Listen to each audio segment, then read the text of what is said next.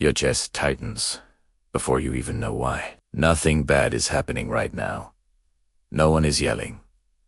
No doors are slamming, and yet your body feels like it is about to be punished for something you can't remember doing. That fear didn't come from nowhere. It was planted years ago, quietly, in moments no one else noticed. This is not a story about bruises or screaming. This is a story about silence, about what happens to a child who is fed, clothed, and protected, but never truly seen. And if at any point this feels uncomfortably familiar, stay with me. There's a reason you found this, and if this story already has its grip on you, take a second to like the video and subscribe, not as a favor to me, but because stories like this are the ones we don't hear enough, and you might need the rest of it more than you think. He was the kind of child adults described as easy. He didn't cry much.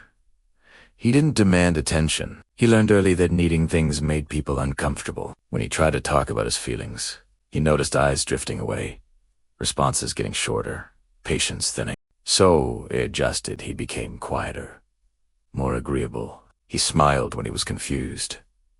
He nodded when he didn't understand. Inside, questions piled up with nowhere to go. Why don't they ask me how I am? Why does it feel wrong to want comfort? He watched other kids run to their parents after falling down. He stayed where he was, brushing dirt off his knees, pretending it didn't hurt. Not because it didn't, but because no one came the first few times. The absence of response taught him a lesson more powerful than any punishment. His feelings didn't matter enough to interrupt anyone else's world. As he grew older, that lesson hardened into belief. If I'm ignored, it must be because I'm not important. He became hyper-aware of other people's moods. He could sense tension before it entered a room. He learned how to be whatever made others comfortable, even if it meant disappearing a little more each day.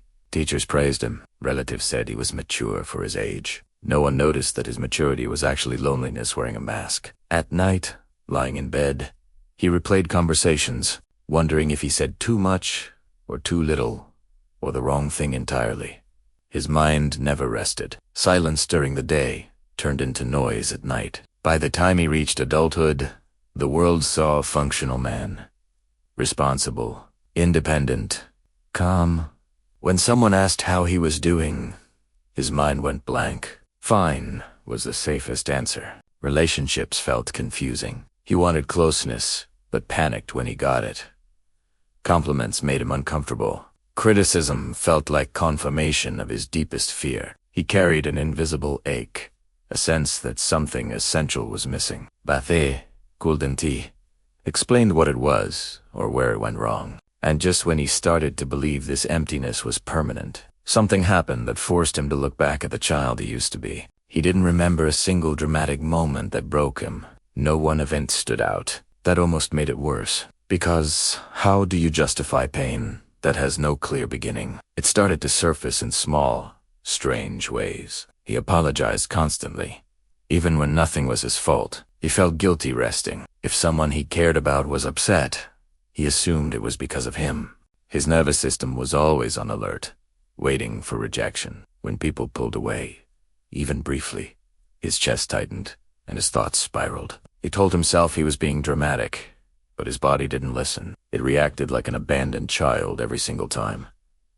He started noticing patterns. He attracted emotionally distant people, hoping that if he was good enough, useful enough, someone would finally stay. And when they didn't, the old belief came roaring back. See?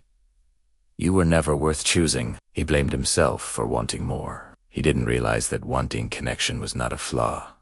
It was a wound. One night, after another failed relationship ended with the familiar phrase, "You're too much," he sat alone in his apartment and felt something crack open. Not loudly, not dramatically, just a quiet realization that he was exhausted from carrying this invisible weight. He searched online, not knowing what he was looking for, and stumbled across a phrase that stopped him cold.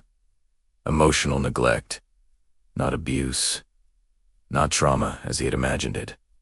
Just neglect. The absence of response.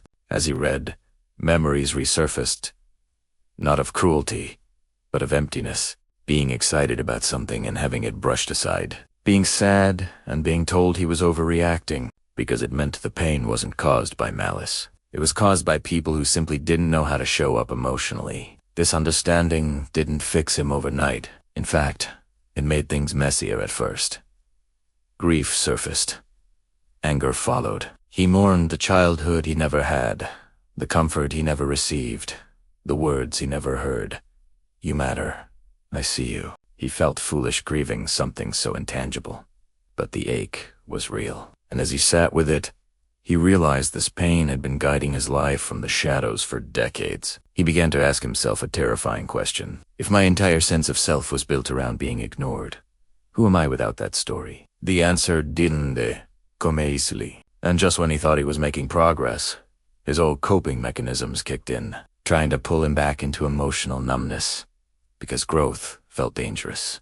Healing didn't arrive like a lightning bolt. It came in awkward moments. Moments where he tried to speak up and his voice shook. Moments where he set a boundary and felt crushing guilt afterward. Moments where he allowed himself to feel sad without immediately shutting it down. His nervous system resisted at every turn. This was unfamiliar territory. Ignoring his feelings had once kept him safe. Now, listening to them felt like stepping into traffic. He started small, naming emotions, not judging them, who's noticing. I feel anxious. I feel lonely.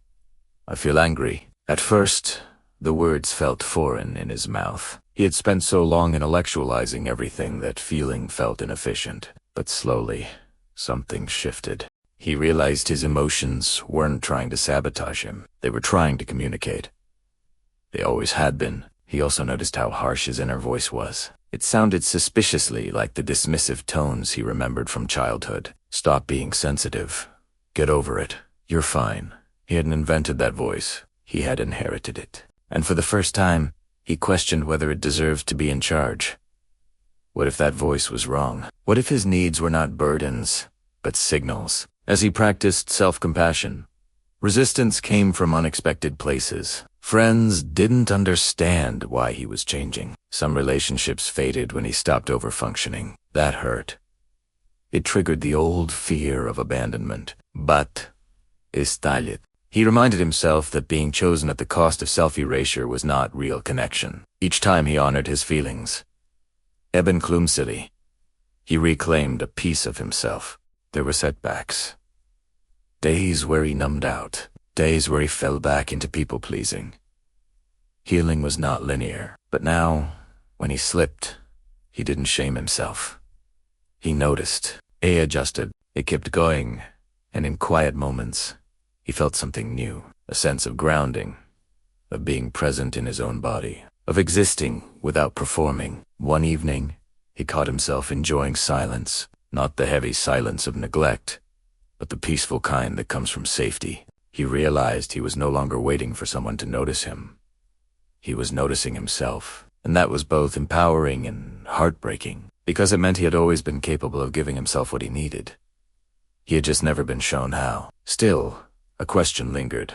If he could learn this now, what else had been shaped by that early neglect without his awareness? The answer would challenge him in ways he didn't expect. As his awareness deepened, he began to see how emotional neglect had shaped his identity, not just his feelings. His career choices, his friendships, even his hobbies had been influenced by a need to be low maintenance and acceptable. He realized he had rarely asked himself what he actually wanted. Desire felt dangerous. Wanting implied the possibility of disappointment. So he had learned to settle without realizing it. This realization sparked anger, but also energy. For the first time, he felt motivated not by fear, but by curiosity. Who could I be if I didn't have to earn my right to exist? He experimented with saying no without explanation, with expressing opinions that might not be popular, with allowing himself to take up space. Each act felt rebellious. Each one rewired something deep inside him. He also began to reframe his past, not to excuse what happened, but to understand it. His caregivers weren't villains. They were emotionally limited. They gave what they had, and what they lacked, he absorbed as self-doubt. Understanding this didn't erase the pain, but it loosened its grip. He stopped asking why they didn't love him better and started focusing on how he could love himself now. One of the hardest lessons was accepting that healing wouldn't make the past disappear. There would always be moments when he felt triggered, small, unseen. But now, those moments passed more quickly. He could soothe himself. He could reach out for support. He no longer believed that needing others was a weakness. It was human. He noticed a shift in his relationships. He attracted people who were more emotionally present. Conversations felt deeper. Conflict felt safer. He no longer chased validation. He chose connection. And for the first time, he felt something close to peace. Not constant happiness, but steadiness. A sense of internal permission to exist as he was. As he looked back on his journey, he felt a strange mix of grief and pride. Grief for the child who learned to disappear. Pride for the adult who chose to come back. He knew his story wasn't unique. There were countless others walking around with the same invisible wounds, blaming themselves for pain that was never their fault. And that's when he realized why sharing this story mattered. Because someone else might still be stuck in the silence, believing they're broken, when in reality, they were simply never heard. If you stayed this long, there's a chance this story touched something personal. Maybe you recognized yourself in the child who learned to be invisible. Maybe you're still living with that quiet ache. If so, know this. You were never too sensitive. You were responding normally to an abnormal absence. Emotional neglect doesn't leave bruises, but it leaves imprints. And those imprints can be healed. Healing doesn't mean becoming someone new. It means returning to who you were before you learned to disappear. It means listening to your feelings instead of dismissing them. It means choosing yourself, even when it feels uncomfortable. Especially then, the broken mind of the emotionally ignored child isn't broken beyond repair. It's adaptive. It learned how to survive, and survival can slowly transform into living. As this story comes to an end, take a moment to check in with yourself. What are you feeling right now? Whatever it is, it matters. And if this resonated, don't keep it to yourself. Share it with someone who might need to hear it. Leave a comment and tell your story. Or even just say, I see this. You never know who might feel less alone because you spoke up. And remember, the fact that you're here, listening, reflecting, staying, means the cycle can end with you. The silence doesn't have to continue. You get to be seen now.